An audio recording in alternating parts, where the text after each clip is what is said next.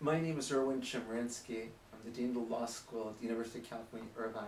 And I'm here this afternoon to talk to my colleague, Professor Joseph DiMento, who's not only a professor here, but also in the School of Social Ecology and the head of the Newkirk Center on campus. Let me start, Joe, by talking about a conference that you're going to be holding on November 12th concerning the environment in the Arctic. Could you describe a bit about the focus of the conference? Sure, we're really excited about it.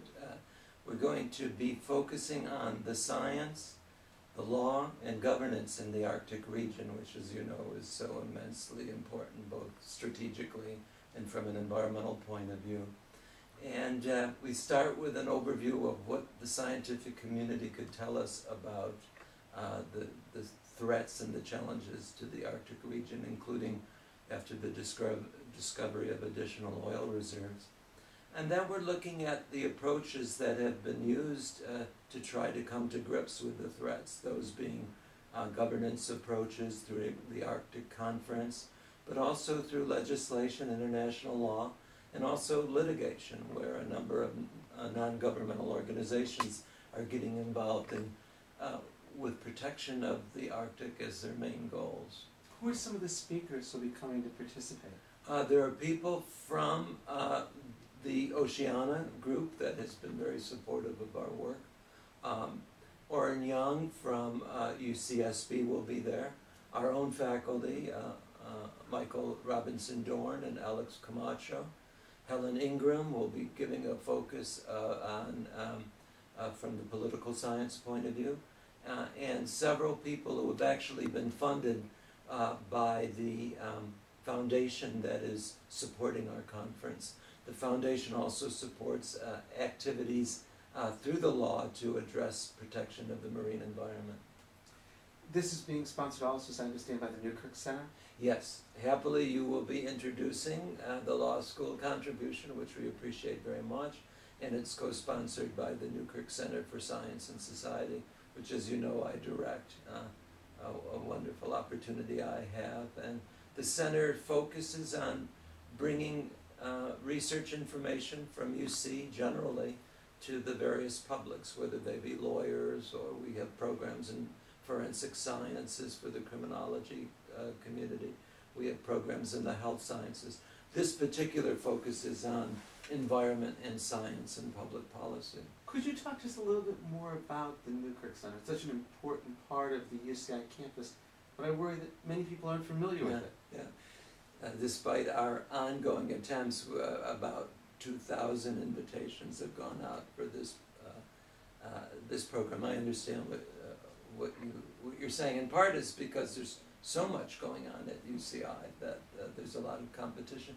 The center was started 10 years ago. It was funded by wonderful alumni of UCI, Martha and Jim Newkirk, who thought that their experience here wasn't reflected in how much the community knew about UCI. So they endowed the center to do the kind of programs we're doing with the Arctic, but also to fund graduate students who would bring part of their focus of their PhD research to society, to improve the communication, the dissemination of research results. So we focus on the environment. As I said, we focus on forensic sciences.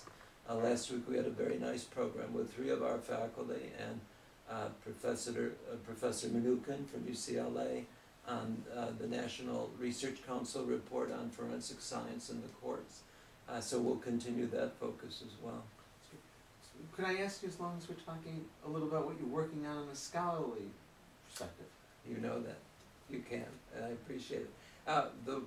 The book that's this mess here on the table is related to the Arctic program with a graduate student, Alexis Hickman. I'm writing a book on environmental governance of the Great Seas.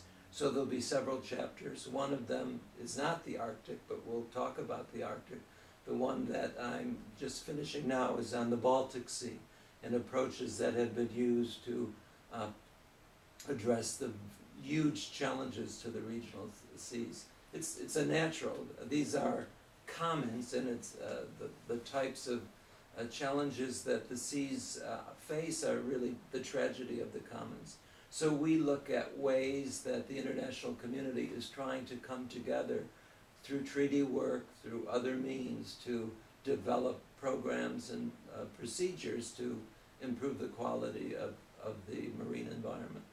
And we'll follow on, by the way, after the Arctic, the focus of the next Newkirk and Law School program will be on protection of the marine environment on the California coast. And when will that be held? That's next spring.